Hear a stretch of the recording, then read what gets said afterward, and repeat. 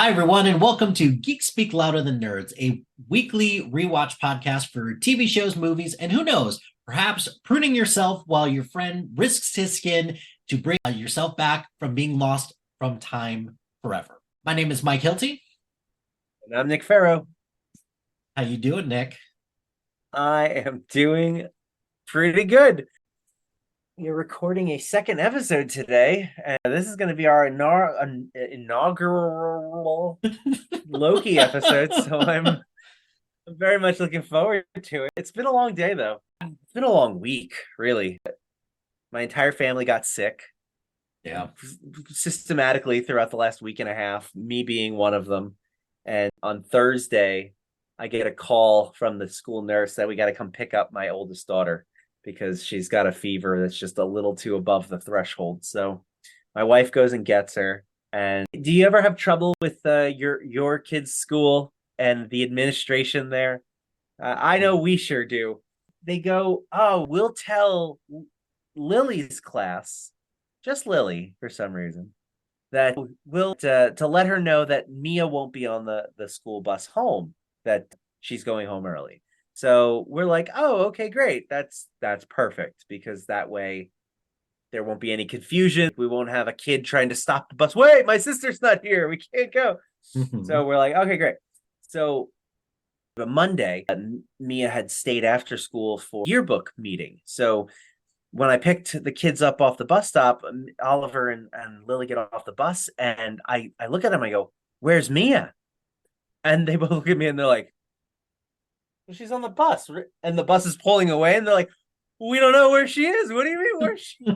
Like, they didn't even realize she didn't even get on the bus. So jokingly, I get on the day that Mia came home from school early, Oliver gets off the bus, and I joke around. I go, hey, where's Mia? And he's like, I don't know. And like thinking we're going to do the same joke again. But then the bus door closes and Lily is nowhere to be found. And I go, whoa, whoa, whoa, whoa, where is Lily? And I just have one kid. I'm supposed to have two kids on this bus. So the bus is driving away, and I'm like, do I run after the bus? What's happening here? My wife calls me from the basement, and Oh, she just got off the phone with the school. Lily's still at school because for some reason there was miscommunication, and the teacher was told to tell the child that she's not getting taking the bus home, she's getting picked up from the car rider line instead of your sister's not going to be on the bus today. So Lily misses the bus, is sitting in the office, doesn't know what's going on. But then after all the chaos dies down, I go and get her and I pick her up and I bring her home. I think to myself, I go, wait, Oliver is also in the school. No one thought to ask all, like, hey, you're going to be a car rider, but your little brother not. He's not going to be a car. Your parents are coming to pick you up. We don't know what's going to happen with this kid. Good luck to him. Like, so oh. we're like, what happened? Thankfully, everything was fine, but like, just the order of operations of that entire afternoon just seemed so screwed up. It was a nightmare. We had my first grader, we had an incident on the first day of school where there was a miscommunication about where she was going to go because she was supposed to start after school care after Labor Day, and first day of school was a couple weeks before that. So we told her that she's coming on the bus home, and her teacher and the school subsequently said, no, you're going to this after school care place. Oh no. So first day of school, I'm at the bus stop with three other parents and my wife on FaceTime to see our daughter get off the bus. And the bus gets there, nowhere to be found. All the kids get off the bus, and the bus driver is looking at me and he just turns pale. Like, Oh no. So he gets up and is looking around. He gets all the way to the back, and that's when I knew something was immediately up because my daughter is that kid who sits right behind the bus driver. Yeah. I don't know why, but she does. So there was a brief moment where I was, where's my kid? Where is my kid? And my wife is freaking out at this point. And there's a small part of me that thought, okay, she has to be at the after school place because that's the only other place that she could be. But then my anxious brain starts thinking, well, what if she wandered into the neighborhood or something like What that? if she Because our got off at the schools, wrong stop? I give her a little bit more credit than that. As much credit as I give her for wandering off into like a random neighborhood or something like that. Yeah. So my wife got a call from the after school care place because it's also where she works or where she will be working. And they're like, why is Gwen here? Like, oh, great. Well, at least someone had her.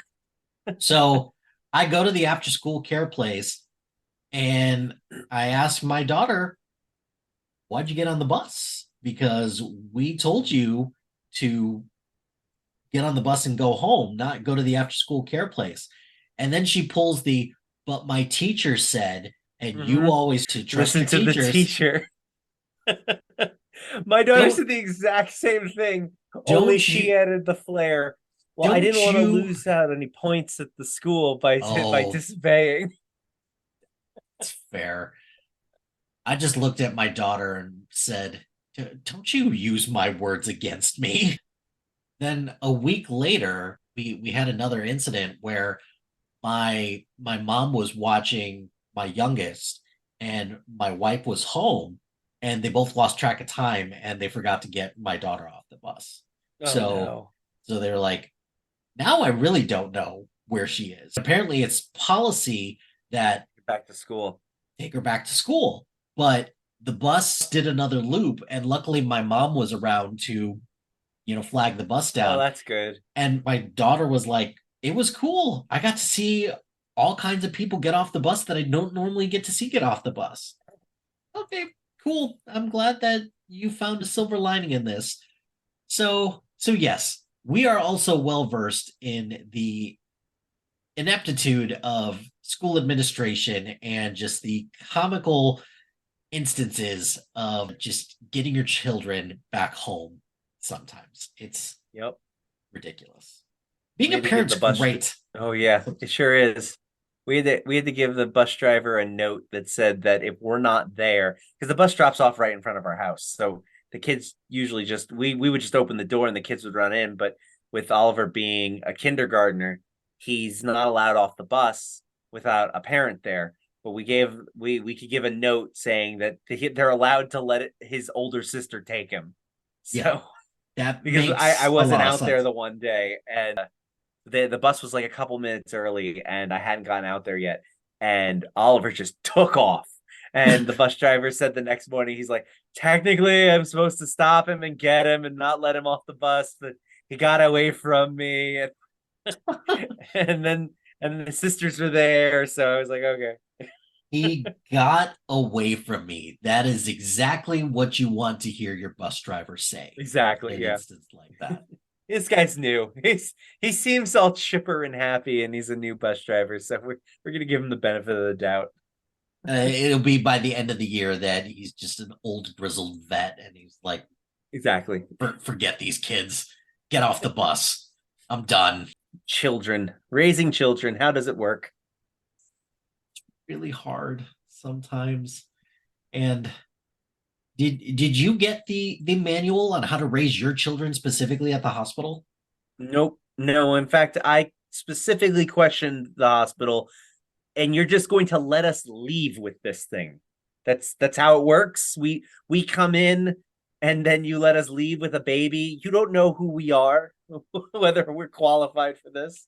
This doesn't seem right. The nurses at the hospital that we were at did not appreciate the policy on returns and exchanges.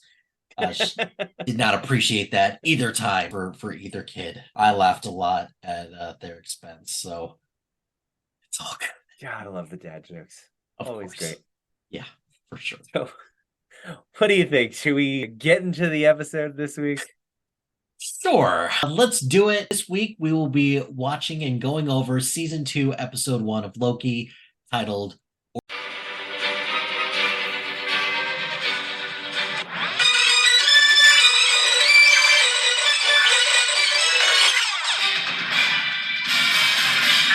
Once upon a time, there was a lovely princess. You must be truly desperate to come to me for help. We are treated to a nice recap of season 1 with the greatest hits of Loki getting to the TVA, meeting Sylvie, and at the end of season 1, where Sylvie kills He Who Remains. After what feels like 30 minutes of the Marvel logo, we cut immediately that to the logo's after. so long now. It's taking forever. It's and the again, same amount of time, but it's so long all of a sudden. I just remember when it was just pages of a comic book sound and it just says Marvel, that's it. Now we have to go through all of the best moments, and then they have to add something in specifically for the show that we're watching. And I really wish that there was like a fast forward button through that, kind of like with a DVD, you know. If you listen to the episode Lower Decks that we just did, yep, that joke resonates. We cut immediately to the aftermath of Loki being transported back to the TVA. Kang, or whoever his name is in this part of the multiverse, his statue looms large over everything. So, complete with ominous, epic music, Loki is slow-mo running away from Mobius, faster than James Harden is running away from his commitment to the Philadelphia 76ers. Eh?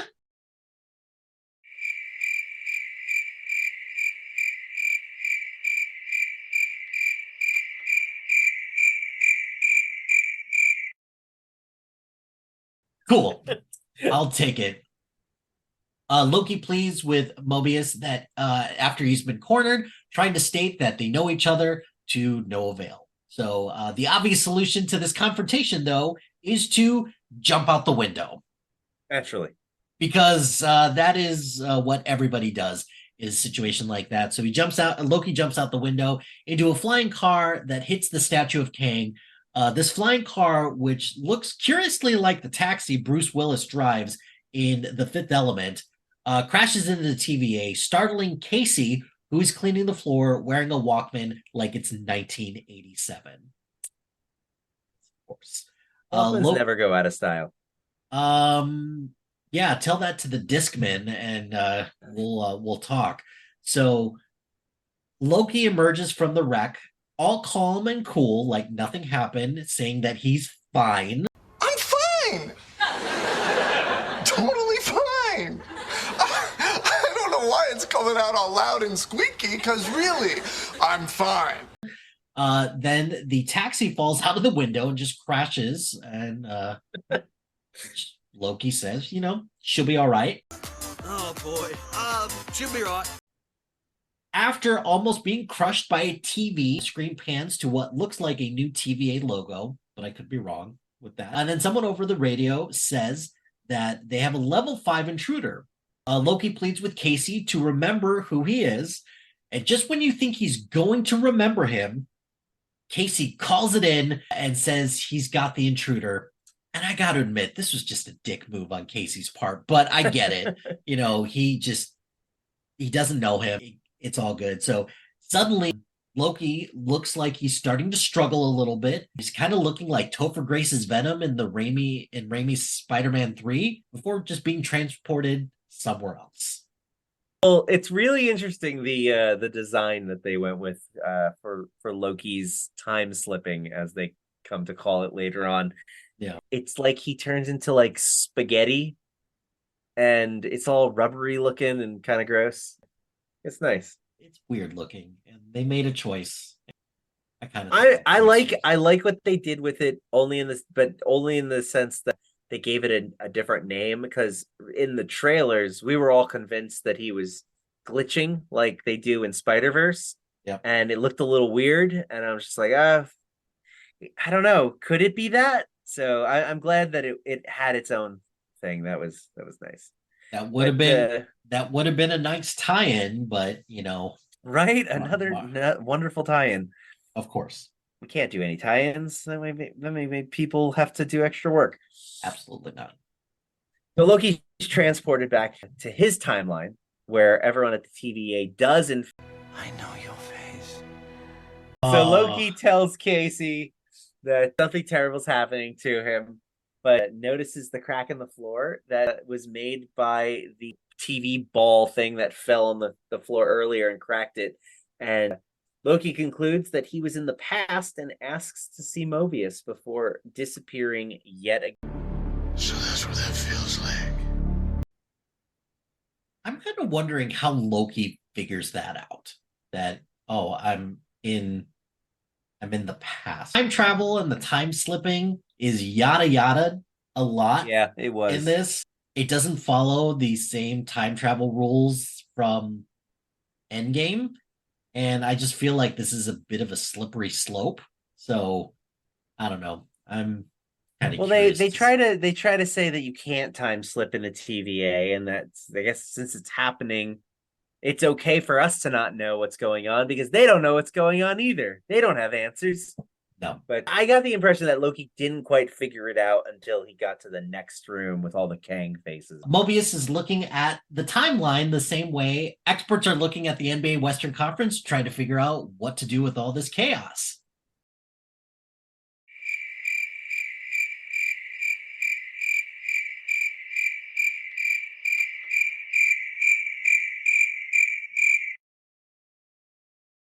Okay? Eh? They sure are. Hunter B15 says it's time to tell everyone the truth about the TVA. Tell her the truth. Mobius wonders if people are going to be ready for that, and the lights start to flicker and they start to go. Casey comes in shortly after to tell Mobius that Loki is here, much to his surprise. He calls on Miss Minutes to find Loki wherever he is, and she doesn't answer. I always thought that Miss Minutes was just kind of like a mascot, not like an actual thing that they could call, but I don't know. Well, she did appear to be a little bit more sentient in the one episode where Loki's learning about the TVA, and then towards the end, And she very was much, like working with Renslayer like directly. So I think she's like an AI essentially that is hanging able to around go there. places. I don't know. Yeah. I'm sure we'll find out more once she reemerges. Maybe. Hunter X5, who I don't remember this guy from season 1, and apparently this is his first appearance in this. Yeah, I think he's a new character. The actor who plays him, he is one of the main characters in the show / movie Blind Spotting. I was like, oh, I recognize this guy. Oh, I didn't recognize him, but you're absolutely right. Now Yeah. I feel silly. You really shouldn't, because Blind Spotting is one of those movies / shows that not a lot of people have seen. So I love the movie. That's why I feel silly. It was like one of my favorite movies the year it came out. you should watch the TV show because it's rather interesting. So Hunter X5 asked Mobius about if jet skis or sea-doos are on the sacred timeline. Mobius starts talking about his love for jet skis and asks X5, why'd you even ask the question? He says, X5 says, without Renslayer, there's a new judges council, and General Dox and Judge Gamble want to see Mobius and Hunter B15 ASAP. So they leave down an elevator to see the council when Loki suddenly appears in pain, asking again about Mobius. I immediately hated Hunter X5. Mm-hmm. Or Hunter. He's a dick, an unnecessary dick. Mm-hmm. It's just I don't know. His introduction just felt so shaky. It was almost like they were trying to make it like, yeah, this guy's always been around. Remember, he was like in the background last year, and it's like, No, I don't think don't the do show that. realizes they didn't have anybody in the background in the show. Like the one thing I noticed almost immediately about this episode was this season's got money behind it. because suddenly now we have more than just the same recycled set being walked across over and over again. The sets have windows to them now, so you can see Ooh. outside and all the fun stuff. In addition to that, you've also got extras. There are now extras walking around the sets where last season it was just if there was another person on set, it was rare. It was always just one or two people at most, or there'd be a group of people for a fight scene. Like the TVA was like devoid of all human life. So I especially liked seeing that. But yeah, Hunter X5 pissed me off because he just seemed so forced in. I don't think Marvel expected Loki to be as successful or as well received ish as it was, because I think as Marvel dipped its toes into television a little bit more and tried to interconnect a little bit more with the MCU, I always found Loki to be an odd choice for it, especially with the clear setup in Endgame. But I don't know. Yeah, throw a little bit more money at it, even though the end of this episode kind of contradicts the money thing a little bit because of some, obvious corporate malfeasance, but we'll get to I that. don't know. I think that kind of proves that they've got some extra cash flow. Well, now, yes, that proves that they have extra cash, but maybe that just means that they needed it.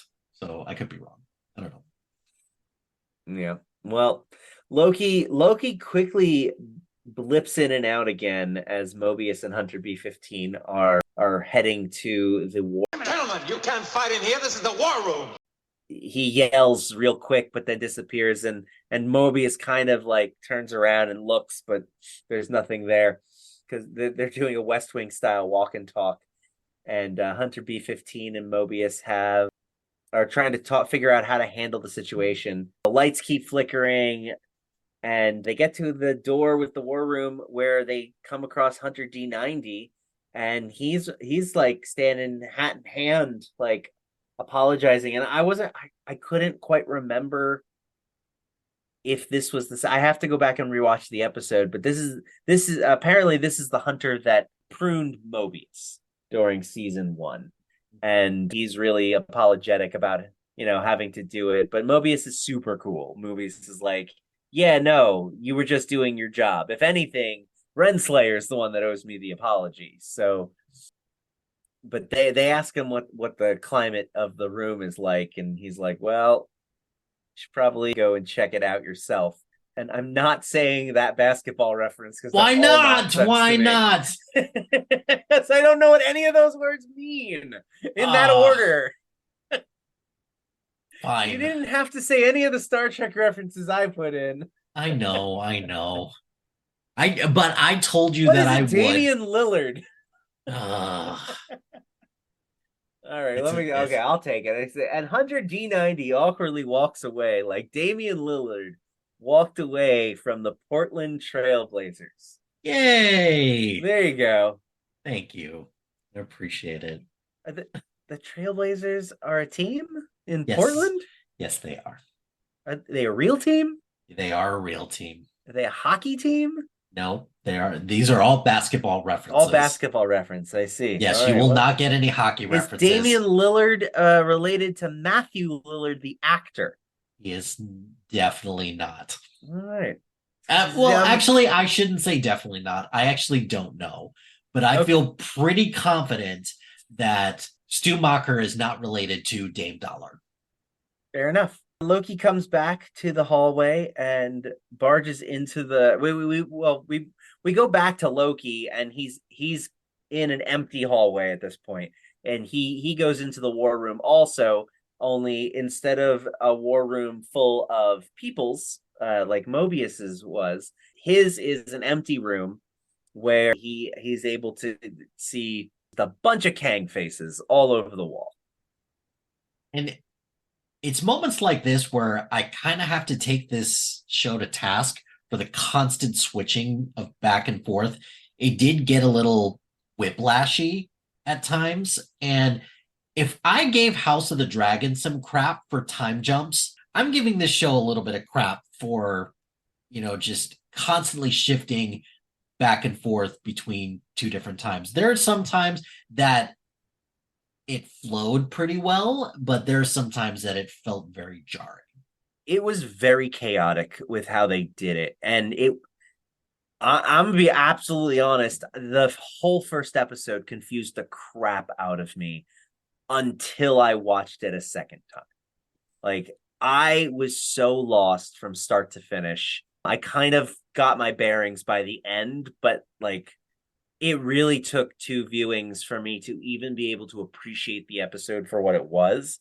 Because by the end of it, I was just like, I couldn't see the forest for the trees. I didn't really notice like the great cinematography, the amazing score, the fun aesthetic of these sets. Like, I'm just trying to puzzle together how the time travel works. And I think that's a problem, because you can't assume that everyone's going to be like, let's watch it again within 24 hours. Like, it's not going to happen necessarily.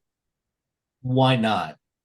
Well, not everybody has a podcast that they have to record 48 hours after the show airs. That we get to record 24 hours after it airs. No, we have to. Otherwise, editing becomes a real madhouse. So Loki, in the war room in the past, is looking around for answers, like Harry Potter is looking for answers about Sirius Black in the Superior Prisoner of Azkaban film. Expecto Patronum!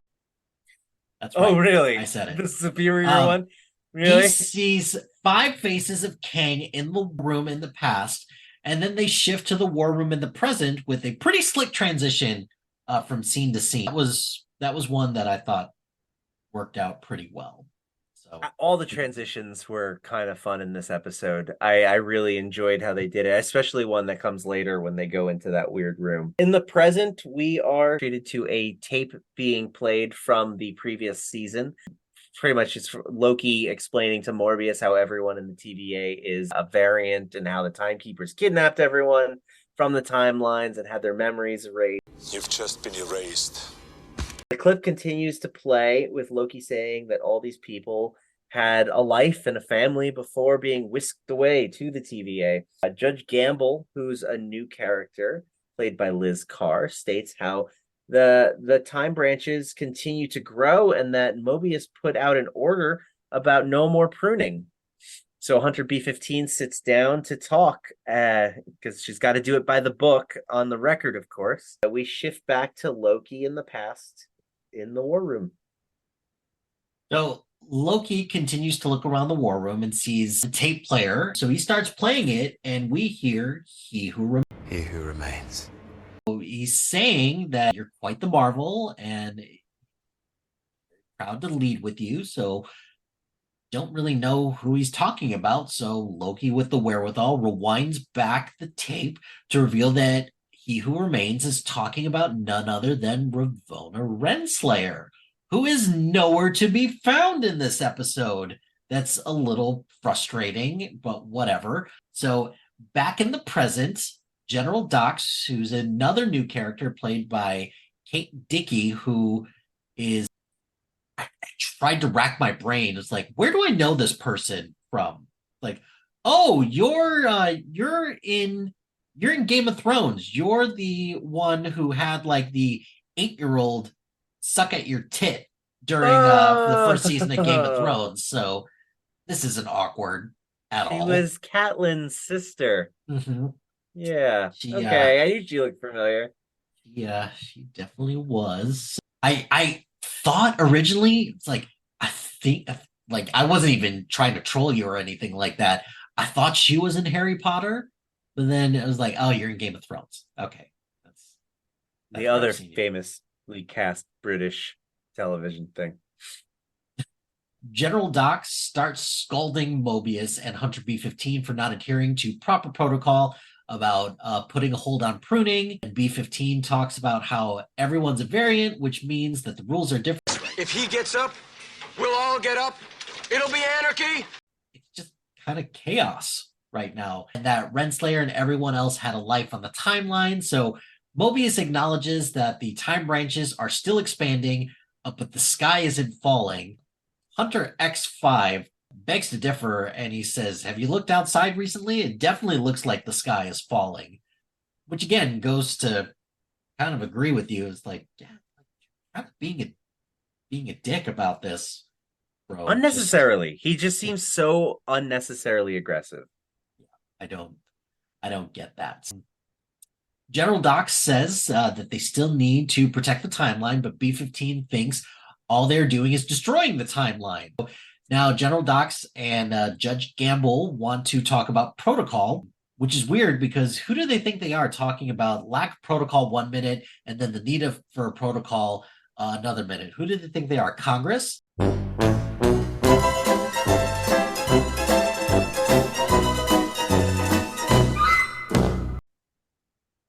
Gamble officially declares that an end to pruning is effective immediately, and then Loki appears in the present. So after being glad to see Mobius and that he recognizes him, he takes X5's pruner and then prunes the wall to reveal the same statues of He Who Remains behind the wall in the present that he saw in the past, and revealing that he's the one that built TVA and that he's coming back. Good for that. Very much yada yada over. Oh yeah, very, very much so. I don't understand how he was the one that came up with yeah. It's not very well explained. It's probably gonna be something that hopefully is explained later. I hope it's not something that we're gonna get in another Marvel film somewhere down the road, but everyone is wondering what happened to He Who Remains and where Sylvie is. This is the first that we really get like a full conversation about Sylvie. So to which Loki sadly replies he does not know where she is. So Mobius and Loki leave while General Dox and X5 share a very weird moment together. It's as if like they're related or they're boning. I don't know, but it was just a very weird moment between them. I didn't like it. Yeah, it just kind of left a weird feeling. It seemed weird for two new characters that we've never seen before to behave in such a manner that we have no context to understand. Yeah, but that also just sounds like something Marvel would do, right? Just like, hey, you're just you're just supposed to accept all of this. It does almost feel like it was specific enough that it's gonna come back around later, and you're suddenly gonna go, oh, that really weird interaction has meaning, but it also could be something that never gets brought up again. Yes, because Marvel also has a problem with that too. But I think at the end of the day, you and I are probably going to look at this, and if it does come back, be like, "Oh, this was a big nothing burger." I don't think anything's going to come of that, but I could be wrong. I don't know. General Dox says that just because the timekeepers are fake doesn't mean their warnings were fake, but she sends X5 on a mission to go find Sylvie and see what happened at the end. Who can say where the road goes, where the day flows, only time. And I'm assuming that this is going to be big. I'm assuming secondary plot, let's go find Sylvie. Well, yeah, and it's indicated a little bit later that they sent everyone. Everyone. Because I guess Sylvie is the one that they want, numero uno. Well, Loki's concerned about that General Dox wants Sylvie so bad, and Mobius and Loki talk about what happened once he and Sylvie got past Eliath and got to the Citadel of Time. So Loki goes all Shakespearean and starts talking about how He Who Remains is the devil. Mobius, I love this part. Mobius asks who won, and Loki indicates that at the end of their fight, Sylvie pushed him through a time door, and that's why he doesn't know what happened to them, because he was in a time door. Loki says that it was a draw, and Mobius is just like, it was a draw. You both kicked each other through equal time doors. I really loved that. That was That was That- great. See, and this is the part of Loki that I really like. It's this dynamic between Loki and Mobius. You know, because that Hiddleston, Wilson. wow, yeah, Hiddleston and Wilson, they have such a great chemistry from the first episode of the first season all the way to now. Like, it still is so great seeing them bounce off of each other, because those are the moments in this episode that really worked. Whenever they had a little aside together or could bounce something off of one another, they nailed it every time, and it was always enough to bring me back and go, okay, this is why I like this show, because these two are perfect in it.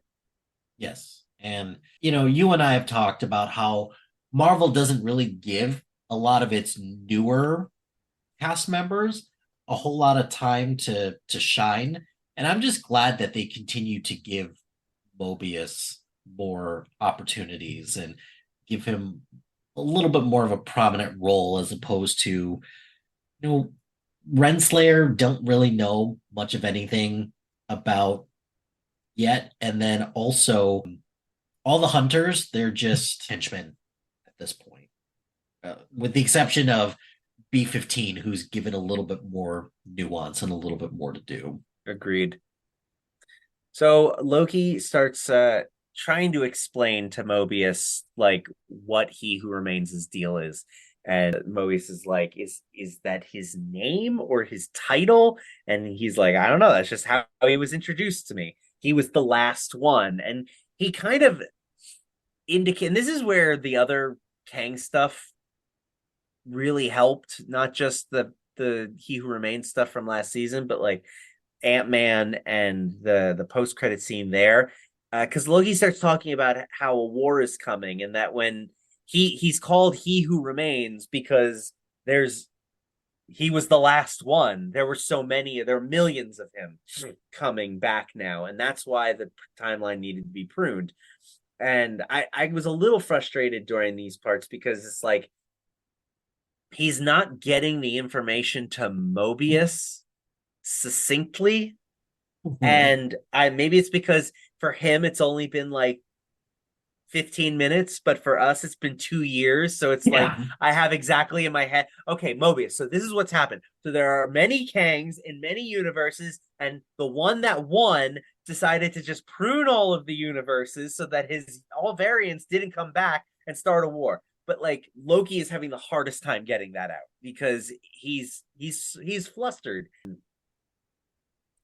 Essentially, he pretty much boils it down to that this dude is legit and this dude is scary, and we need to treat him as an absolute threat. Like there's nothing but problems if we allow Kang to come back. But Mobius is a little more concerned about Loki's problem as he blips out of like existence quite again, and it kind of freaks him out.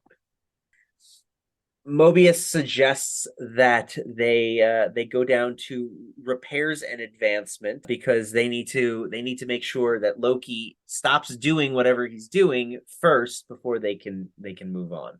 He also wonders how much it hurts, and that leads to one of my favorite parts of the whole episode. So on the elevator, Loki disappears again, and Mobius recoils, saying that it just looks horrible. It does. What it looks like. Mobius says it looks like he's being born and dying at the same time, and that he's freaking out, man. I'm freaking out, man. You are freaking out, man. I loved this part. So it pans to just some poor girl in the elevator who's just seeing this whole thing. You just happened to get on the elevator with these two idiots. Yeah.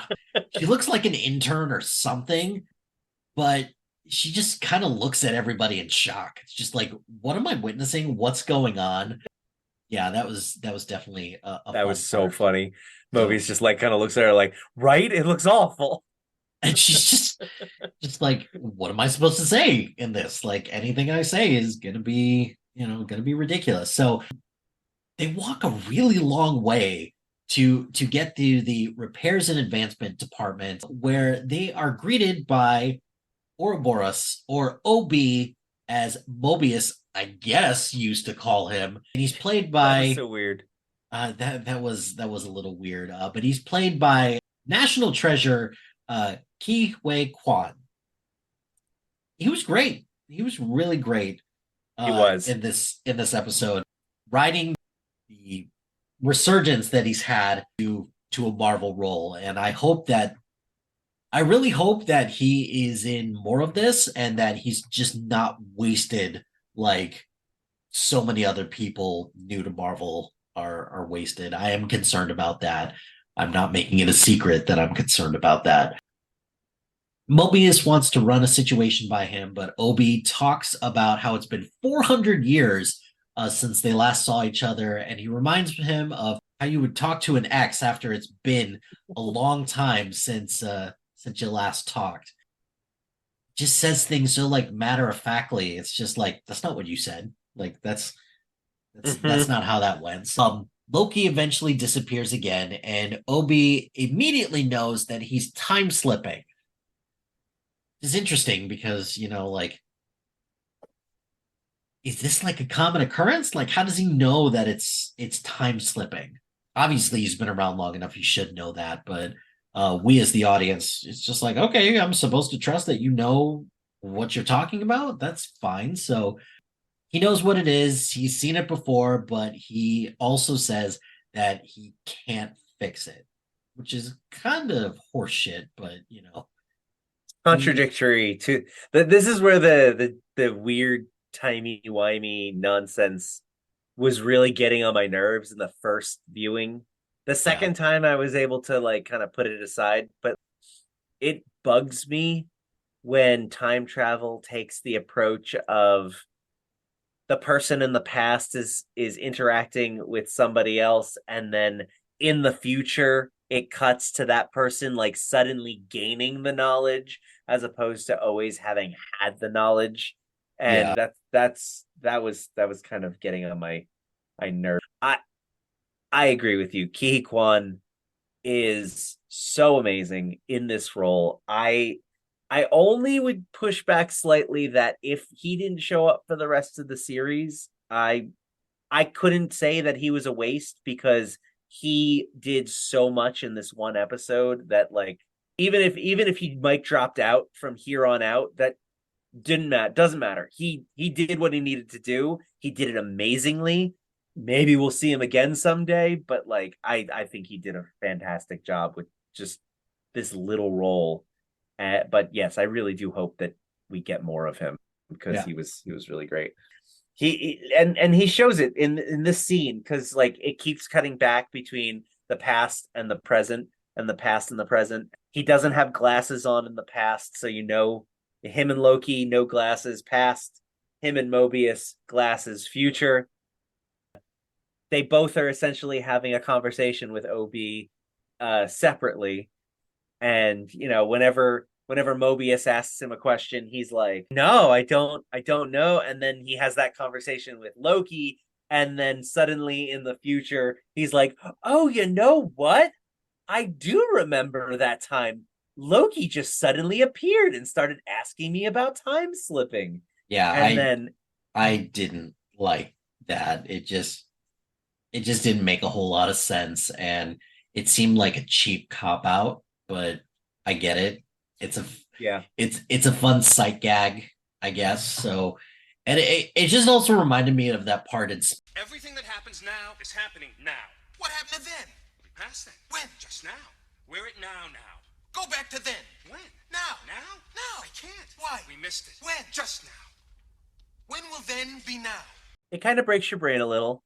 a little bit. It's one of those like don't think about it moments.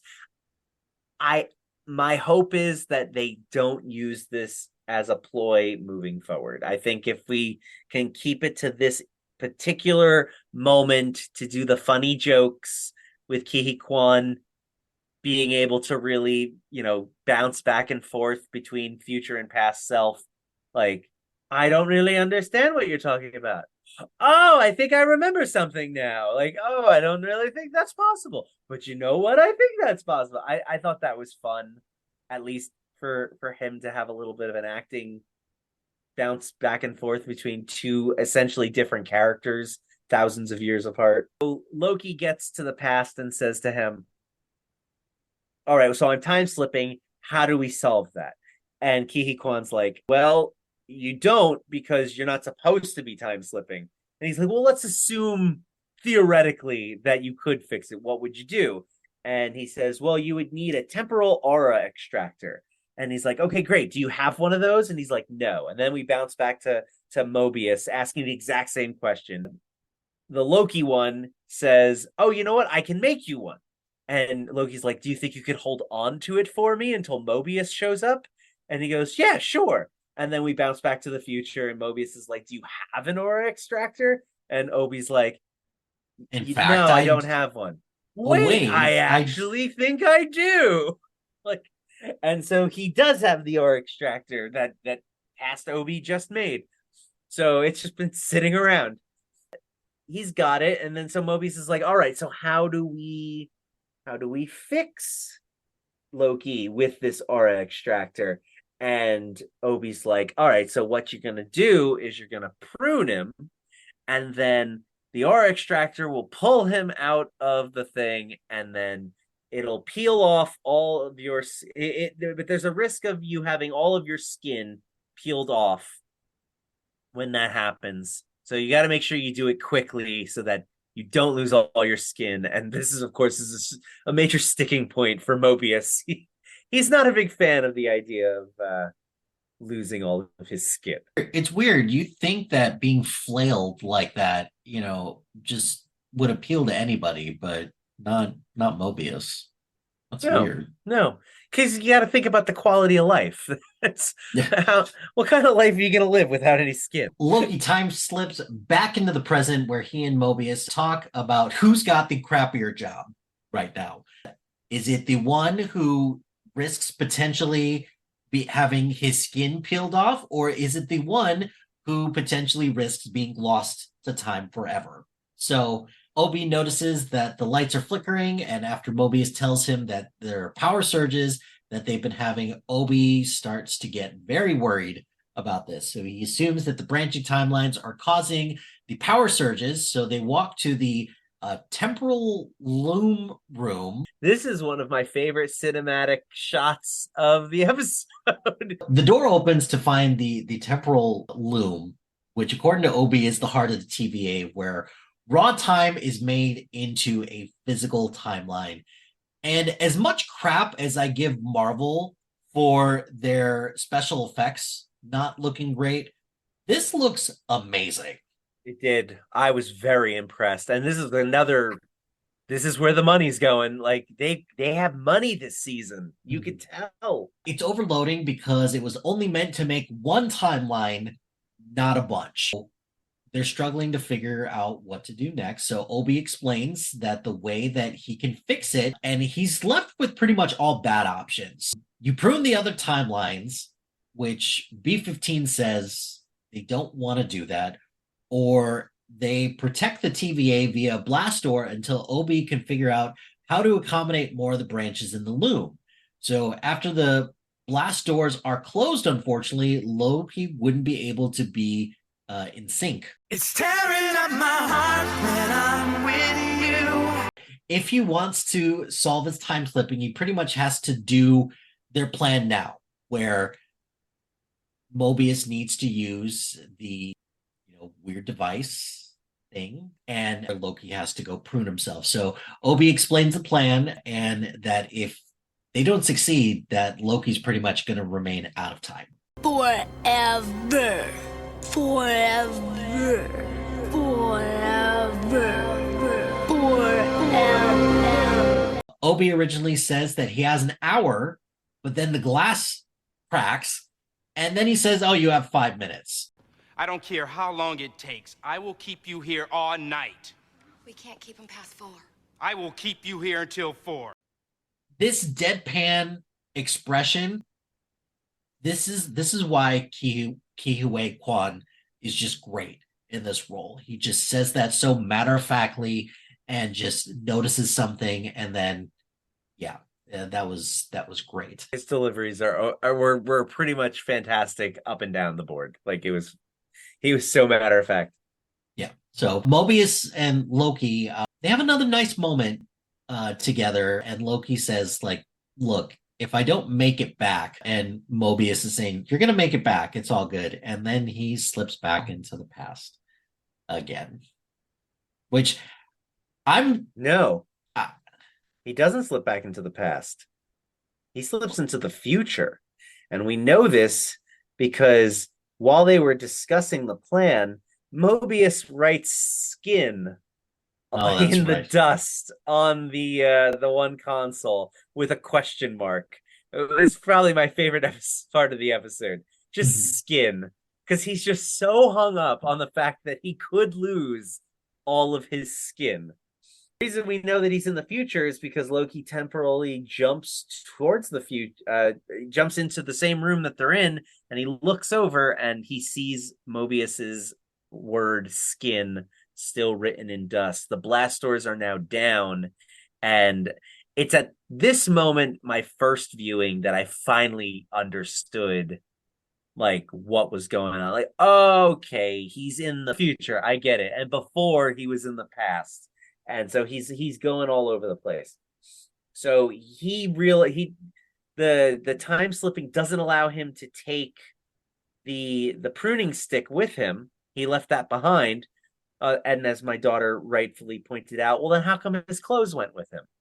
And I'm just like, my children would be excellent at CinemaSins.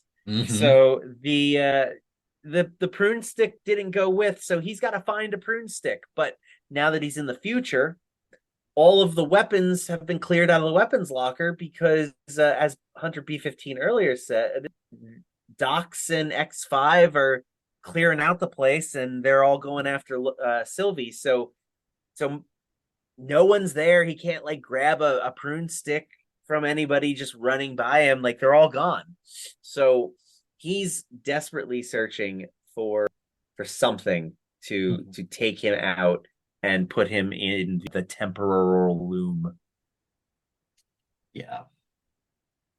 So the plan is starting to go into motion. So Loki is looking for a pruner / time stick in the future, and Mobius is walking slower than an injured LeBron James in the middle of the regular season, risking his skin so that the aura extractor can be put in place to bring Loki back so that he does not time slip anymore. So the device Loki is holding to indicate that it is time for him to prune himself turns green. So we still don't have a time stick or anything like that. And Obi needs to shut the blast door in the present in like 30 seconds, or else this thing isn't going to work. So Loki's desperately looking, and suddenly a phone rings, just kind of weirdly out of nowhere. And Loki goes towards the phone, which is by the elevator. Obi lets Mobius know that he has to close the blast door so that Mobius needs to get out of there. But the elevator opens, and it's Sylvie trying to get in. And Loki, I thought Loki found a pruner, and he did that to himself. But you think that somebody pruned him? He got pruned from behind. He was so taken aback by Sylvie's god-awful haircut that he didn't notice the person sneaking up on him and hitting him in the back with the prune stick. Which is weird because they said the TVA said no more pruning. So that's where I was confused about. Well, they still got him. They said no pruning timelines. But yeah, again, this is all just very convoluted, and it's just, what have it's you. It's done cinematically, and Chekhov's ringing phone, I'm sure, will come to play later. And I don't know, do you want to do theories now? Because I've got a theory as to what's happening there. Let's do the theory now. So what do you... I'm positive. I am 100% positive. Because Sylvie opens the elevator door, says, "There you are," and then Loki gets pruned, and we don't see who pruned him, but there is definitely a person behind him. I think Loki pruned himself. Yes, It's got to be Loki who pruned Loki. It's future Loki from later in the season. They're back at the TVA. The phone's ringing because they need to get to that phone, and that's exactly where he was at the start. And so they knew that they needed to be the one to prune him. Very much like Harry Potter in The Prisoner of Azkaban, the second worst of the Harry Potter movies. I was gonna say that this reminds me a lot of what happens in Bill and Ted's Excellent. Who are you guys? We're you, dude. No way. No way. Yes way, Ted. Look, we know how you feel. We didn't believe it either when we were you, and we said what we are saying right now. Oh, yeah, that too. Same concept. Same exact concept. It doesn't make a lick of sense, but whatever. Loki was wondering where he was hiding behind the rock, wondering who was gonna come, when his dad was gonna get there to prune his old self to send him back into the thing so that Mobius can save him. And then he realized he was the one that did the pruning originally, and it was his Patronus all along. Oh, yeah, exactly. What a great story. It was a very good story. Even better movie. He gets back to the present. No, it was not. Helps Mobius to get back to the TVA before the blast doors shut and Mobius skin. We won. All right, hey. All right, good job, guys. All is well with that. So Loki then says that we need to find Sylvie. So back with B-15, though, all the hunters are getting ready to go after her, and D-90 says he just doesn't buy what's going on with this. Why are we sending all of these people to go get Sylvie? And that's the end of the episode. But wait! There's more! We get a mid-credit scene that shows Sylvie going back to 1982 Oklahoma. In a branched timeline. So she walks into a McDonald's where a clerk is introducing her to the greatest item on the McDonald's menu, the Chicken McNugget. Sylvie that was you in agreement with that, obviously. So Sylvie looks around at the people, smiling with friends and couples holding hands and such. After the clerk asks her what she wants to try, she says she wants to try everything. And that is the official end of the episode. So, Nick, did you like this episode, or? I have mixed emotions about this episode. My initial reaction was, oh God, this was all over the place. I really thought that the first 15 minutes of this episode would have been better served attached to the finale of season 1. That it would have made so much more sense instead of leaving us with that weird cliffhanger where we're all going, are they in a different universe? Is this another branch? What's going on? No, it's just the past. They're time slipping. Like it's 3 years worth of questions or 2 years worth of questions that was answered in 10 minutes. And it's like, okay, that makes sense. I really hate the fact that they asked a question and then immediately answered it as soon as the show came back, and they didn't really need to ask that question in the first place. Like, I feel like it would have left for a better finale. But at the same time, I'm glad that they addressed it immediately and put it to bed, because all of the theories I had were way too convoluted. And I was super concerned that that's where the show was going to go, and it was going to turn into more of a mess. But I liked that they didn't go there. So I kind of worked my way back on that point. As far as the rest of the episode, this is one of style over story substance. I feel like the story was really weak because they zhuzhed it all up with fun visuals and crazy talking and quick actions, but if you really boil down what happened in the episode, nothing. The answer is nothing happened this episode. But I loved watching it because I love the set design in this universe, the way everything looks, the feel, the TVA's just overall like retro aesthetic. I find it all really appealing. I love the music. I think this is one of the best scores the Marvel Cinematic Universe has. Natalie Holt is like just a rock star, in my opinion, in terms of composers for the MCU based on this score alone. And like freaking, was it Jerry Goldsmith does the Avengers theme? So like it's freaking nuts how wonderful this music works with just everything that it is attached to, the aesthetic, the cinematography. I love the chemistry between Tom Hiddleston and Owen Wilson. I really like that they're giving B-15 more to do, and it really feels like they've got themselves a little team. It almost feels like with the new Hunter D90 that like there's gonna be factions of the TVA. They're gonna join forces with Mobius, or are they gonna join forces with the General and Hunter Dick? Who knows? Who knows what's gonna happen? But I kind of like where everything is going. It's just I wish they had done a little bit more substance of the story to get us there. Yeah, I largely agree with you. I thought this episode was fine. The story didn't make a whole lot of sense. They yada yada over a lot of stuff. I'm like you said, I'm glad that they addressed the time slipping and I presumably solved it. Now I'm gonna be a little annoyed if this comes back all of a sudden where Loki, like Obi's plan didn't work exactly how he thought it would, so a little concerned about that. New characters were generally forgettable except for Obi.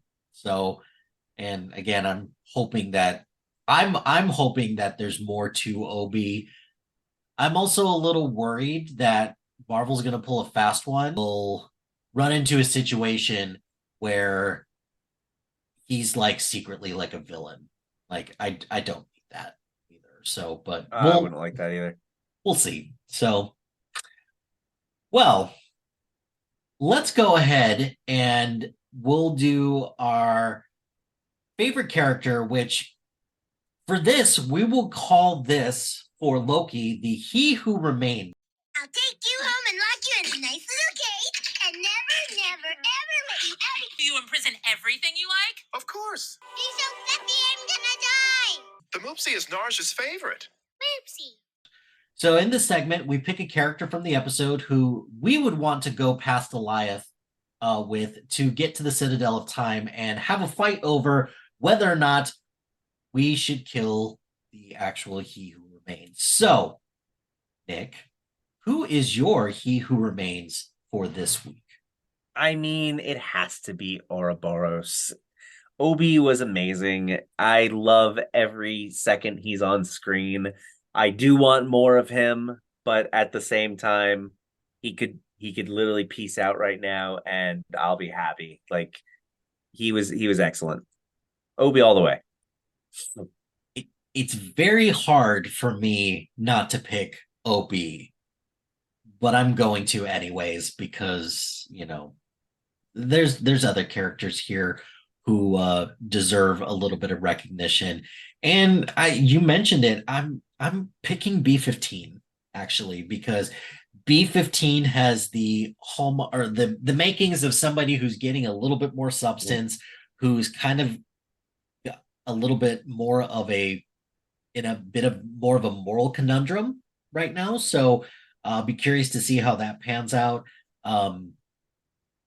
It was a little hard for me also not to pick Mobius in this case as well, just for the skin question mark that he wrote so concerned in the dust on the back of one of those monitors. So yes, I would say B-15 will be my he, or I guess she, who remains for this week. So that's he who remains for this week. And we're gonna get to our final segment of Loki. And this segment, we're calling it the sacred timeline. You know, my pep always said, if you want to do something right, you make a list. He's making a list. I'll put it on the list. It's quite an impressive list. Thank you. So in this segment, Nick and I are going to do the impossible task of ranking our favorite MCU properties, and then we will collectively rank them in one unified official Geeks Speak Louder Than Nerds list. So no branches, no variants here, just one list.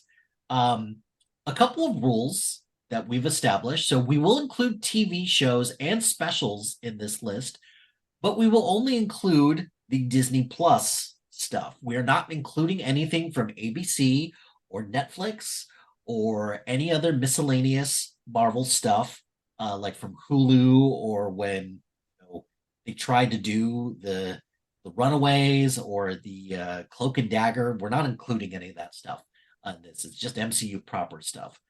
So today we will be ranking number 43 through 35, because that's how many we have to go through for this. Then we will do the rest in the following episodes. So in the final episode of the season, we will be figuring out our joint list together. So, Nick, what is your number 43? Well, I alluded to you earlier that my bottom three was a Ant-Man sandwich made out of Thor bread. However, after really looking it over and thinking about it, I've actually changed that. I'm going to, in honor of last week's episode, acknowledge that I think Secret Invasion is by far the worst of the MCU properties. So I have Secret Invasion at number 43. It was very hard for me to not put Secret Invasion at number 43, but it is not that far away from number 43 to tip my cards a little bit, because my number 43, and it's consistently been my dead last, is Thor the Dark World, which is, I don't want to say universally known as one of the worst MCU movies, but it's pretty low on pretty much most of the people I know's list, because there's really not a whole lot redeeming about Thor the Dark World at all. I agree. Thor the Dark World, I kind of allowed it to no longer be the 43 on my list, because there are moments in it that I do enjoy, and the stuff with Loki and Avengers Endgame kind of redeemed some of it a little.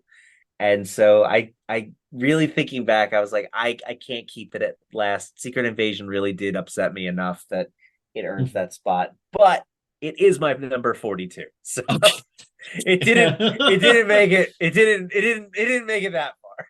Okay. That's fair. My number 42 is Ant-Man and the Wasp. Quantumania? No. We are going to have a very interesting conversation in 5 weeks. Yeah. So, yeah.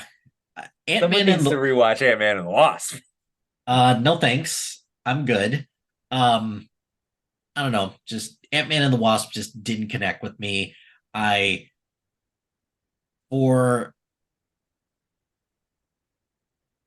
don't know. There is something about Ant-Man that just, he feels so awkwardly placed in the MCU. And I don't know if that's Paul Rudd or the fact that Ant-Man just has like a weird history in Marvel and everything like that. Plus also, like, they called it out. It's like, hey, everybody's got a gimmick with insects and things like that. And, yeah, it's just a very weird power to have. So yeah, Ant-Man and the Wasp is my number 42. Well, I suppose that's exactly what I should expect from someone who likes the Prisoner of Azkaban movie. But I have a different Ant-Man for my number 41, and I have Quantumania, because that everything you just said about Ant-Man and the Wasp is exactly how I feel about Quantumania. I felt it was awkwardly placed. It did not feel like it was in the right genre in this instance. I think the first Ant-Man was fine, but I never really got into it. It just didn't hit with me. But I think Ant-Man and the Wasp is where they found their stride. That was exactly the right movie at exactly the right time, and it just 100% worked for me. But then Ant-Man Quantumania just took a nosedive off a cliff. They were like, what does everyone love about Ant-Man? The fact that he gets really little. Well, what if we made it so that didn't matter? Like everything, there's no concept of size at all. What else worked? Oh, the comedy. The comedy was great in Ant-Man and the Wasp. What do we do in the Quantumania? Well, let's kind of get rid of the comedy. We're not going to make it very funny at all. It's going to be more serious this time around. Oh, okay. Well, what else do we got? Well, there's a great dynamic between Scott and Hope, and we really built on that in the second one. So people will want to see more of it in the third one. What do? We split them up completely until the end of the movie. Like every single thing that worked about this franchise, they did the opposite for. And I do not understand why. And so I'm almost that I said earlier that I need to do a rewatch of like some of my bottoms. And I honestly think that after rewatching Thor: The Dark World, I might drop Quantumania below it. But Wow. for now, Quantumania is at number 41 for me. Not to tip my cards again, I'm not even talking about Quantumania today. So, oh wow. Okay. Interesting. But it's not like I'm going to be talking about Quantumania like during episode 5 or anything like that. So that's fair. It's not that far away. But the only reason why Secret Invasion is my number 41 is because of Olivia Colman. That's it. And that's all I'm going to say about that, because we've shit on Secret Invasion enough, and it doesn't need to be talked about anymore. So what's your number 40? My number 40 actually was Secret Invasion before I moved it, and the same reason, Olivia Colman. But I couldn't. My number 40 is Thor: Love and Thunder. You're imitating the Godman. Me too. Really? Me cool. too. Daily Devil. Yeah, lock that one in now. You heard it here first, guys. Number 40, Thor: Love and Thunder. It was one of those. The only reason it's as high as it is, and I didn't flip it with Dark World, is because Christian Bale I really loved what he was doing. I absolutely hated all of the God City stuff with Russell Crowe. The whiplash that I got from the comedy back to the serious, back to the comedy just didn't sit well with me. And upon further rewatches, it kept slipping down my list. I think when it first came out, I had it at like 26, and now over the last year, it's made its way down to 40. So, and I've seen it like 3 or 4 more times at this point, and it isn't getting any better for me. The only thing that I wanted to, I get what they did with Natalie Portman's character, because it kind of matches what they did with, did in the comics and everything like that. It was good to see Natalie Portman and Chris Hemsworth back together. But it also just amounted to just a big nothing burger at the end of the day. And I just couldn't stand that. And given just this movie, yeah, you're right, with the comedy and everything like that, it just felt a little bit like, hey, Thor Ragnarok was great for Taika Waititi and everything like that. It was a breath of fresh air for Marvel as well. So it's like Marvel said, hey, double down. You'll be fine. And that just didn't work. There was that chunk of movie that was missing in the middle where Jane gets her powers and learns how to use her powers. That could have been a Disney Plus show on its own. Or that could have been a special. on its own. Or a But special, or a movie. The movie could have just been Valkyrie and Jane. Like, well, and yeah, if the movie would have been Valkyrie and Jane, I would have been fine with that. But the amount of Valkyrie that we did get in this was criminal. yeah, Just not the amount enough. of Jane we got in this was criminal. Like, Yeah. they had too much to do. And I mean, I guess that goes to the rumor of the 5-hour director's cut that, or assembly cut that they had. Like, they filmed so much and just cut so much. Like, they had enough to make 2 movies. Where's all the Marvel people saying release the Waititi cut? Well, the Marvel people aren't insane people. That's fair. All right. Well, what's your number 39? 39 is where I feel comfortable putting the Eternals. I would, every time I've seen this, which is like 4 times now, I have wanted to rank it higher, but that freaking awful runtime and the fact that this truly, like I mentioned it with Thor, but this one truly should have been a Disney Plus show. Yeah. Where each episode you get to spend time with each character and let us get to know these people, because by the end of the movie I didn't know or care about any of them. And I just keep imagining what the episode of, I don't even remember his name, the big burly dude that took care of Angelina Jolie's character when she went nuts.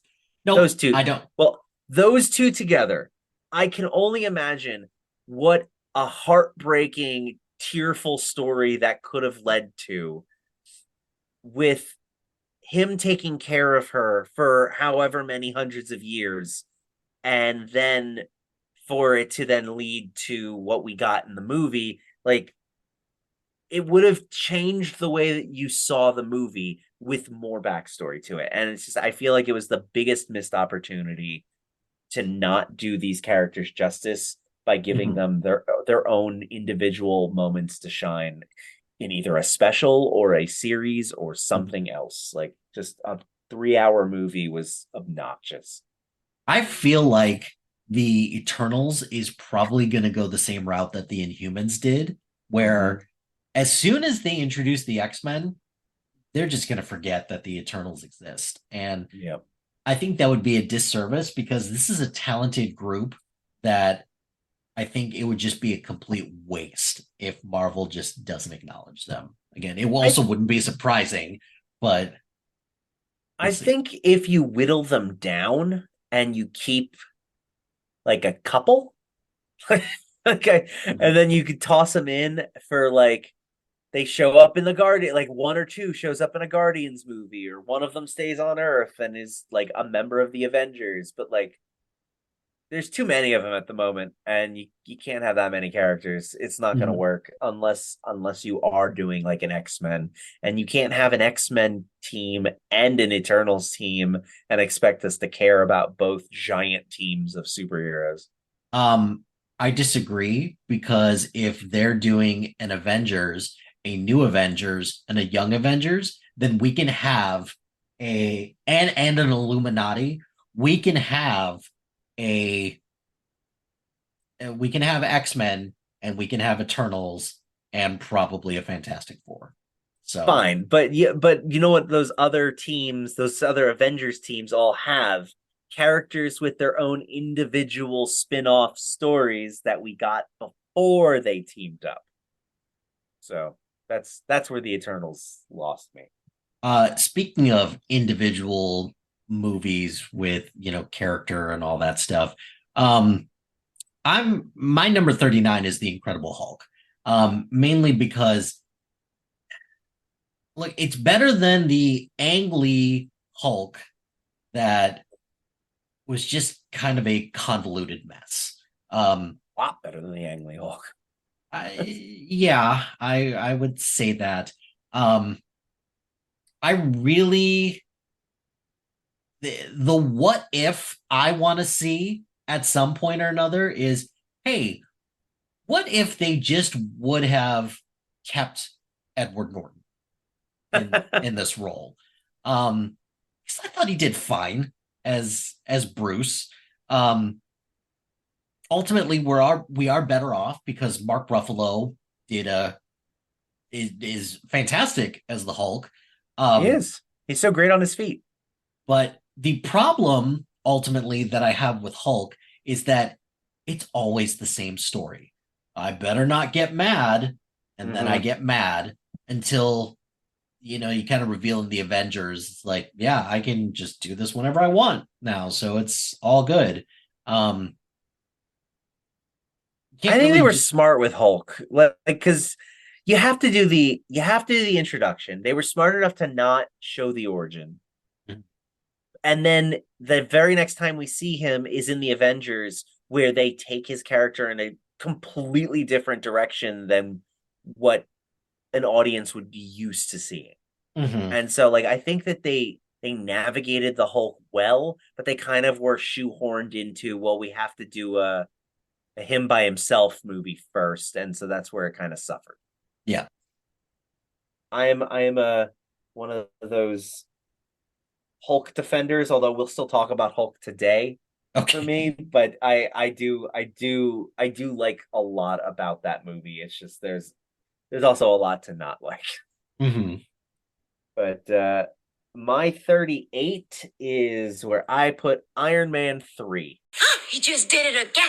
It is an amazing Shane Black movie, and just a movie that doesn't really fit well within the MCU. It's not an MCU movie. I love what they were going for. This was their first attempt. Well, I guess not really. It was their second attempt, because with the Avengers, Joss Whedon is all over the Avengers movie.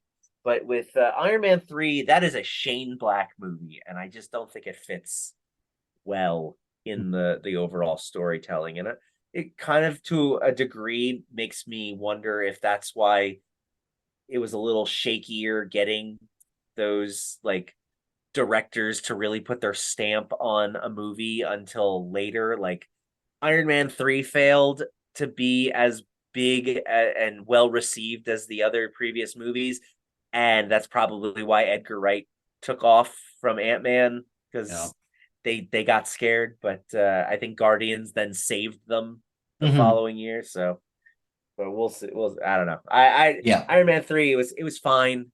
It wasn't anything special. At my 38 is also Iron Man 3, because the Mandalorian twist did not work for me. The Mandalorian twist? At all. When Baby Yoda showed up, I was seriously confused. Yeah. The Guy Ritchie character also didn't really work for me at all either. Yeah, same. So there were some cool moments in this, but overall, just I kind of feel the same way about Iron Man 3 that I kind of feel about the Eternals as well. Is that you're right, the whole director conundrum that Marvel has right now is that they can attract talented directors, but then the problem that they run into is that there's a fine line that you have to strike between making a Marvel movie and letting the directors kind of put their own stamp on stuff. And it works sometimes, like James Gunn, I would say Ryan Coogler as well, mainly for the first Black Panther, not so much for the second one, because that wasn't so much his fault as it was your lead actor passed away, unfortunately. I think he did as best he could with an impossible situation. Yeah, couldn't have done a whole lot with that. But then you run into a situation where the director of the Marvels is already coming out and saying, it's like, yeah, this is a Kevin Feige movie. I didn't really get to do a whole lot. And that's just what makes me super nervous about stuff. Chloe Zhao is a great get for Marvel, but I think it was a confusing get too, though. Yeah, it was. Can't do a whole lot with like the type of storytelling that she wants to do, and still maintain that this can still be a popcorn Marvel movie. They just the two don't mesh together Yeah. at all. It was more of Chloe Zhao did the cinematography and Kevin Feige directed because it just there was that line that they weren't willing to let the director cross. So yeah. So what's your number 37? number 37 is where I have Miss Carol Danvers, Captain Marvel. He's trying to copy me. I want to like this movie so much more, but like I don't know. I love Ben Mendelsohn and the Skrull stuff, but Until we get to Secret Invasion. we don't really get that till the end, and now Secret Invasion especially has kind of soured it even more. Like knowing where it goes, it doesn't go anywhere. So yeah. We'll have to see later on. But I liked I did like what's her face as Maria Rambo. Monica? No, Monica is the daughter, the mom. Oh, okay. Yeah. The mom. I really liked Lashana Lynch. Lashana Lynch. Yes, I really liked her as Maria Rambo, and I thought she was really underused, but she made a lot with a little.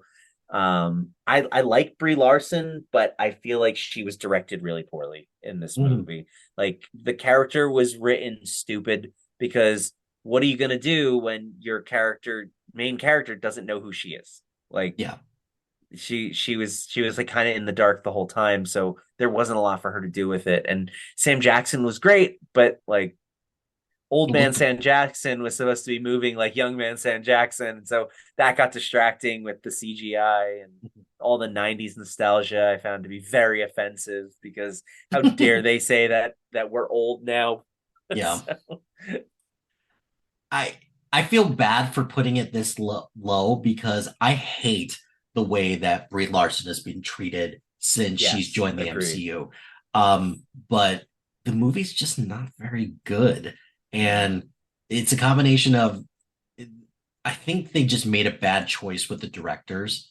Unfortunately, just not very, again, it's the fine line that you want to strike. You want to give people creativity and you want to give newer directors an opportunity to do what they can, but it didn't work. And also I think Marvel also has a Captain Marvel problem because she's too powerful. It's the same thing that DC has with Superman. What other Superman stories can you tell that will be interesting and compelling? I'm sure James Gunn will figure it out. I'm kind of mixed on Man of Steel. I don't think it's this great movie that like all these people who are DC apologists think that it is, but I also don't think it's the crap show that everyone's making it out to be either. But the problem I always have with Superman is like, how many stories can you tell with Superman before we start to get a little repetitive? Kind of similar with the Hulk and kind of similar with Captain Marvel as well. Yeah. And it just proved that. So what's your number 36? Wait, was Captain Marvel also your 37? Yeah, I said that. Oh, cool.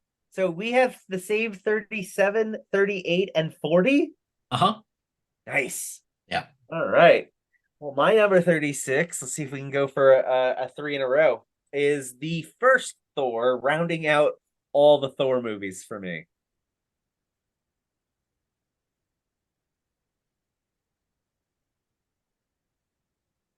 Okay. No? Okay. I don't dislike Thor. The first one, I just your rankings contradict that, but okay. Well, that's just how good. That's how good the other Marvel movies are. I think that Thor 1 is just kind of basic. Like there are great moments in it, but it was their first. It was the third, fourth movie. No, it came out third. It was after Iron Man 2. So It was their fourth movie. Like they bleached his eyebrows blonde for some reason. That was weird. They used the Warriors 3 a lot. Like there was there was a lot going on, and it was a little messy, and they were still kind of afraid to introduce the idea of magic. So they did the whole it's just science that you don't understand yet. Yeah. Yeah, exactly. So like it's a perfectly cute little movie. I think it kind of falls apart at the end a little bit, but then Right, it 'cause with every the destroyer. like most Marvel movies don't have a problem with that. So Well, that's just it. It has that problem with the destroyer, but then it recovers with the ending on the bridge with Loki, and because mhm. for once, rarely, Loki and Thor have different powers, so it's not a same versus same situation, and Yeah. I like that. So like I would love to put Loki higher, but at the end of the day, when I just look at all the other movies, like I really do enjoy them all a little bit more. Okay. So Thor is my number 36. How about you? We're gonna have a very interesting discussion about that because I have four. I don't want to say much higher, but we're definitely not going to be talking about four in my list next week. So, Oh, um, very fun. so my number 36 is What If? Okay. Because the with What If, the I like that they tried something different with the animation. It just didn't work for me. And with an anthology series, unfortunately, some are going to be better than others. And this was definitely the case. Um, it felt very disjointed because this is like a pandemic project as well, because you could tell that they weren't around each other to riff off one another. So, um, so it suffers with that. And I'm one of those people who thought that they should have just kept this separate. I think I much rather would have preferred it to be all anthology. I didn't need the team up at the end. I really did. Me too. Yeah. Thank you. You're the first person I've ever heard agree with me on that. Yeah, Because that bugged the crap out of me. Because it undercuts what they were looking to What they do. were doing, yeah. Yeah, it didn't make a whole lot of sense to me for this team up, and also it didn't make a whole lot of sense because the team up that they had, I feel like they were missing an episode. So the Gamora episode they had to cut it, and it's actually going to be the first episode of season 2 now. So which is so silly. So that's dumb within itself. Like they're just something like it breaks my heart that this is going to be the last thing that Chadwick Boseman is in for Marvel. Yeah. Like it just really bums me out. But there was something slightly comforting about that. It's like, okay, he's still in it, even though I wasn't a huge fan of like I didn't need T'Challa to be Star-Lord. I actually kind of like that one. That was like one of my favorites. Like and but that is kind of the beauty of What If is that there are some things that people like that others don't. Won't. Like, yeah. I'm a big fan of the Doctor Strange one. I like that one too. a lot. I'm kind of mixed on the zombies one because that's a little too out there. I liked the zombies one, but I think the problem with What If as a whole was that it was rushed. Yeah. Every episode felt rushed. Every episode felt like you could have put 10 to 15 more minutes into each episode. Mm-hmm. And it very much showed in a lot of them. Yeah. That they were missing stuff. And I think also my big hang up with What If is that the Captain Carter stuff, I like that, but then you introduce her in Multiverse of Madness, and it's like, no, we're not going What If anymore. Like this is now a thing. Yeah. So again, you're undercutting what you're supposed to be doing. I think What If should just be standalone, but Marvel's never going to do that because they just don't do standalone stuff. They just don't. Like Guardians of the Galaxy. Guardians of the Galaxy 3, Volume 3 is probably as standalone as we're gonna get. Yeah, probably. But I think that that was the beauty of What If. Like, there's a part of me that is disappointed that it wasn't more connected to the greater MCU. But like, you get Captain Carter, and then you get Captain Carter again, Multiverse of Madness, and it's a different Captain Carter. Like, and we all thought that evil Doctor Strange, was going to be evil Doctor Strange in Multiverse of Madness, and it wasn't. And I think that was the missed opportunity. Like, like you could have easily set that up. Yeah. But I mean, it is what it is. Maybe they're going somewhere with it down the road, but hopefully it can still be that standalone anthology, because I really, really enjoyed the whole, like, let's get freaky. Let's change things up. Let's do something different. And I hope they go even more outlandish in the season 2, because like, I saw some of the concepts, and I'm intrigued by a couple of them. So we'll see how it goes. Yeah. So that was your 36? Yep. What is your 35? So my 35, this is where I have the Incredible Hulk. There are moments in it where it's like, in the beginning, where it goes from like night to day to night to day, and it's like, well, that's bad filmmaking. What are they doing?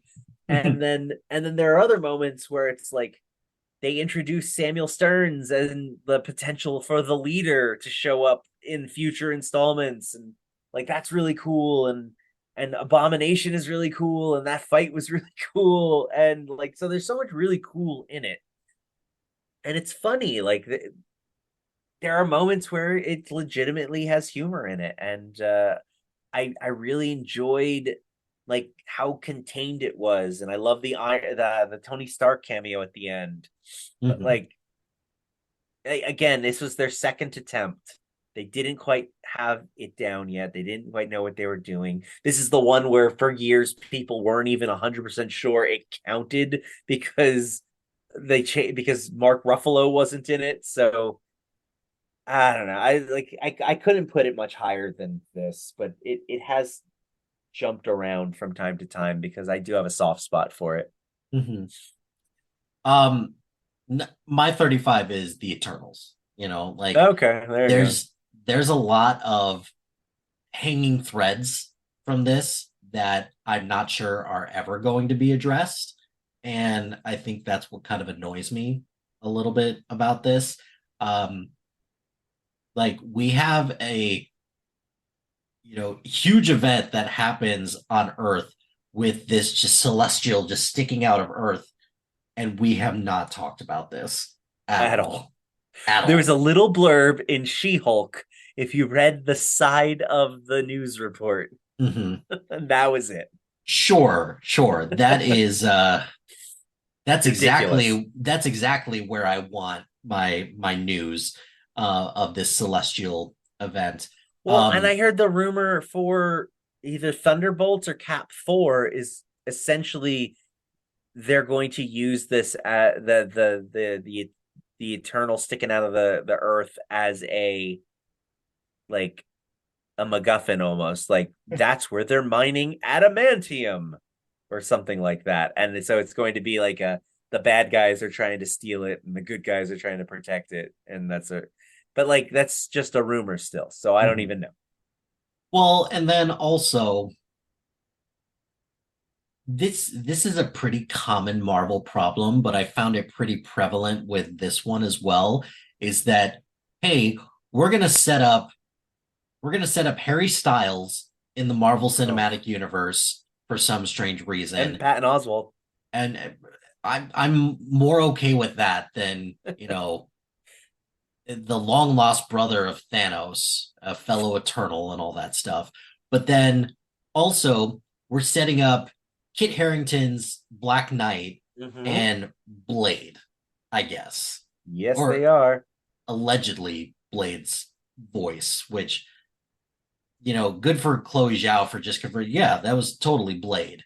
But I I have more hope for that because if they kind of spin the Blade, like Blade, Black Knight, all of them into the more like gothic supernatural stuff, then fine. I'm good with that because that's something different.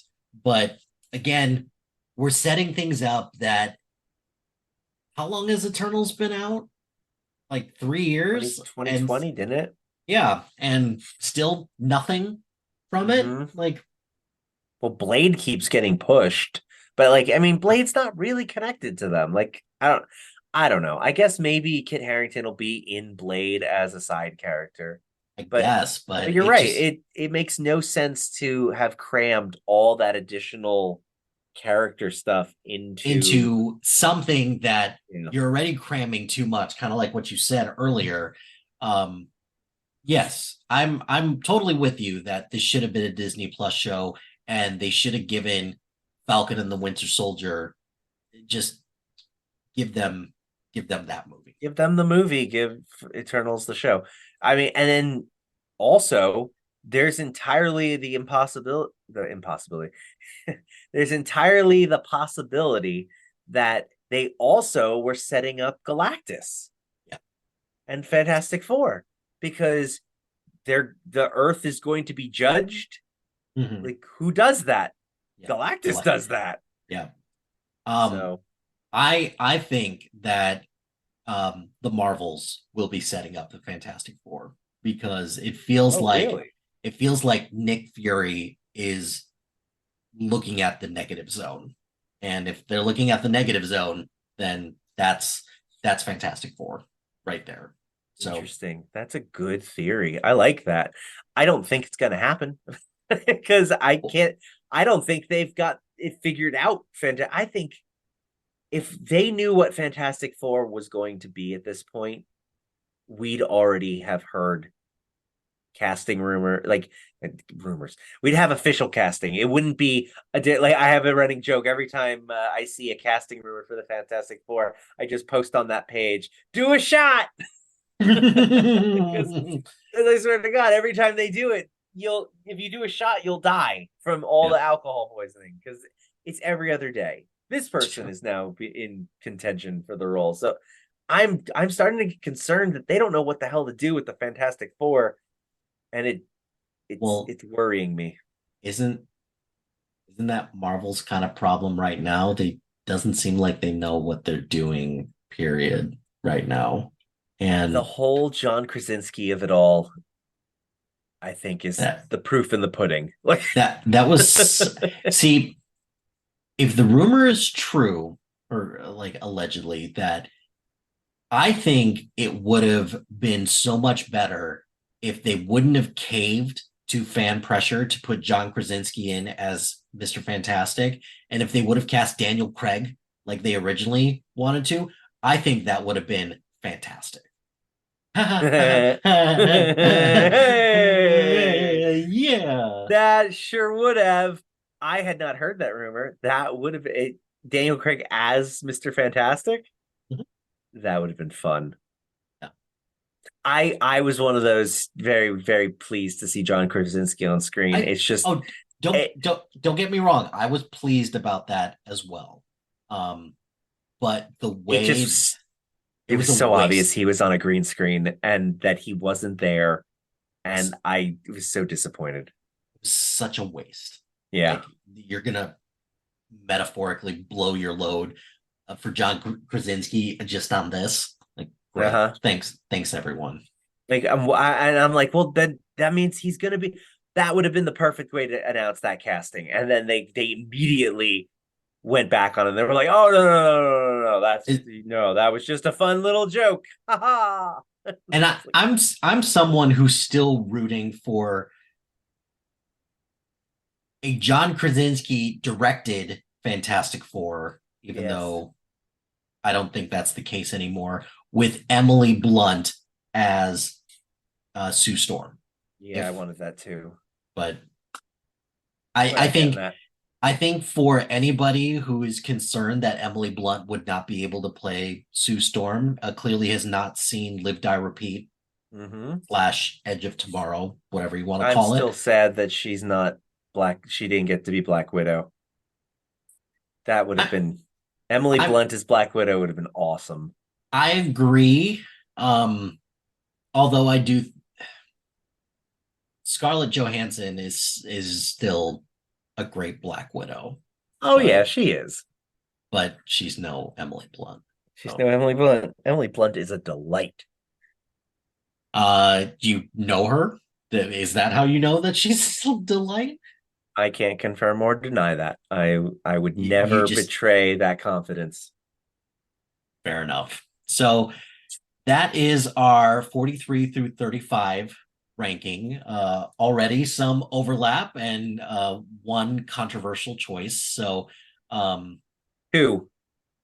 I'm not going to say, it doesn't matter at this point.